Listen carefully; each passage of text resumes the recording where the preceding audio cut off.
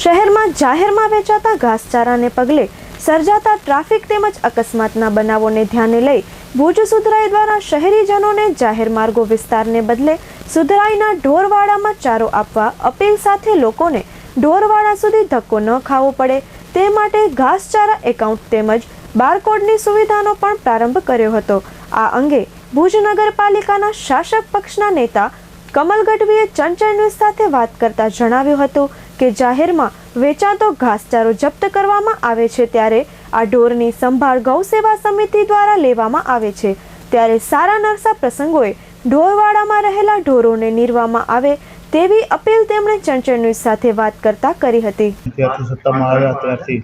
એક ગંભીર રીતે વિચારણા ચાલી રહી હતી અને ફ્રેન્ડ્સ ઓફ કેટલની જે એક માર્ગદર્શિકા છે એ ગાઈડલાઈન પ્રમાણે જ અમે નક્કી કર્યું અને એ રીતે આગળ વધ્યા અને એક અલાયદું ખાતું ખોલાવ્યું છે જેનામાં ફક્ત ઘાસચારા માટે છે અને એનું બારકોડ સ્કેનર પણ ગઈકાલથી અમે જાહેર કરી દીધા છે અને એનામાં એમાઉન્ટ આવવાનું પણ શરૂ થઈ ગયું છે અને આપના માધ્યમથી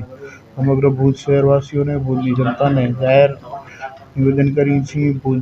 નગરપાલિકા વતી વિનંતી કરીએ છીએ કે જાહેરમાં ક્યાંય પણ ઘાસચારો છે તે નાખવો નહીં અને જે વેચતા હોય તેને પણ અટકાવો, અમારું ધ્યાન દોરો। તમારા ઘરે સારા નરસા પ્રસંગ હોય ત્યારે જો ધર્મ કે દાન કરવાની જે પણ આપણી હિન્દુ ધર્મની એક ગાયને ચરો નાખવાની કે આપણી એક છે પદ્ધતિ તેમાં કાંઈ આપણે ઓલું નથી કરવાનું પણ એક આ ખાતામાં જો તમે પૈસા નાખશો તો એ ડાયરેક્ટ નગરપાલિકા સ્થિત જે ઢોરવાડો છે ત્યાં અમારા ઢોર પશુઓ છે તેને પણ ડાયરેક્ટ અમે નાખશું અને આપ ત્યાં કને જઈ અને એમની જે કંઈ પણ અમે સુવિધા વધારી છે તે પણ જોઈ શકો છો। ત્યાં કને ગૌ સંસ્થાને પણ સાથે રાખી અને અવાડા સુધારવાની વાત હોય કે સેટ બનાવવાની વાત હોય તમામ રીતે અમે આગળ વધી રહ્યા છીએ અને આ દિશામાં નગરપાલિકા ભુજ શહેરને